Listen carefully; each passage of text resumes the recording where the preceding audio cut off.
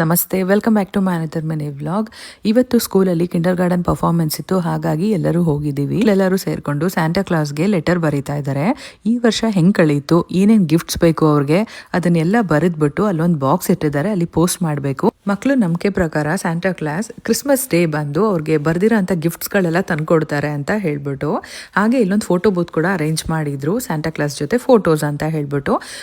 Photos ಎಲ್ಲ click ಮಾಡಿಕೊಂಡು next ಪರ್ಫಾರ್ಮೆನ್ಸ್ಗೆ ಹೋಗ್ತಾ ಇದೀವಿ. ಇವತ್ತಿನ ದಿನ ಬರೀ ಕಿಂಡರ್ ಗಾರ್ಡನ್ ಮಕ್ಳಿಗೆ ಮಾತ್ರ ಪರ್ಫಾರ್ಮೆನ್ಸ್ ಇದ್ದಿದ್ದು. ಕಿಂಡರ್ ಗಾರ್ಡನ್ ವಿಂಟರ್ ವಂಡರ್ಲ್ಯಾಂಡ್ ಅಂತ ಹೇಳ್ಬಿಟ್ಟು ಒಂದು 4ರಿಂದ 5 ಸಾಂಗ್ಸ್ಗೆ ಪರ್ಫಾರ್ಮ್ ಮಾಡಿಸಿದ್ರು.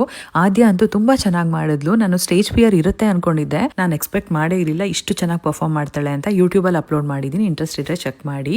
ಹಾಗೆ ನನಗೆ ಯಾವಾಗಲೂ ಕಮೆಂಟ್ಸ್ ಬರ್ತಾ ಇರುತ್ತೆ, 15 ವರ್ಷದವರೆಗೂ ಅಮೆರಿಕಾದಲ್ಲಿ ಎಜುಕೇಶನ್ ಚೆನ್ನಾಗಿಲ್ಲ, ಅಲ್ಲಿ ಸ್ಟ್ರಿಕ್ಟ್ ಇರಲ್ವಂತೆ, ಪನಿಷ್ ಮಾಡಲ್ವಂತೆ ಅಂತ. ನನ್ನ ಇಬ್ರು ಮಕ್ಕಳು ಇಲ್ಲಿ ಓದ್ತಾ ಇರೋದ್ರಿಂದ ನನ್ನ ಅನುಭವದ ಪ್ರಕಾರ ನಾನು ಹೇಳೋದೇನೆಂದ್ರೆ, ಹೇಗೆ ಮಕ್ಕಳು ಹಂತ ಹಂತವಾಗಿ ಬೆಳೀತಾರೋ ಅದೇ ರೀತಿ ಅವರ ಏಜ್ಗೆ ತಕ್ಕನಂಗೆ ಇಲ್ಲಿ ಮಕ್ಕಳಿಗೆ ಟೀಚ್ ಮಾಡ್ತಾರೆ. ಚಿಕ್ಕ ವಯಸ್ಸಿಗೆ ತುಂಬಾ ತಲೆಗೆ ತುಂಬಿಸಿ ಹಿಂಸೆ ಕೊಡೋದಿಲ್ಲ. ಅವರು ಹೇಗೆ ಆಟ ಆಡೋ ಮೈಂಡ್ ಸೆಟ್ ಅಲ್ಲಿ ಇರ್ತಾರೋ ಅದೇ ರೀತಿ ಮಕ್ಕಳು ಕೂಡ ಟೀಚ್ ಮಾಡ್ತಾರೆ. ಫಾರ್ ಎಕ್ಸಾಂಪಲ್, ಪ್ರೀ ಕಿಂಡರ್ ಗಾರ್ಡನ್ಗೆ ಹೋಗ್ತಾರೆ, ಮನೆಯಿಂದ ಫಸ್ಟ್ ಟೈಮ್ ಸ್ಕೂಲ್ಗೆ ಹೋಗಿರ್ತಾರೆ. ಆ ಫಸ್ಟ್ 6 ಮಂತ್ಸ್ ಅದೇ ವಾತಾವರಣ ಕ್ರಿಯೇಟ್ ಮಾಡಿರ್ತಾರೆ. 6 ತಿಂಗಳಲ್ಲಿ ಮಕ್ಕಳು ಕೂಡ ಸ್ಕೂಲ್ಗೆ ಅಡ್ಜಸ್ಟ್ ಆಗ್ಬಿಟ್ಟಿರ್ತಾರೆ.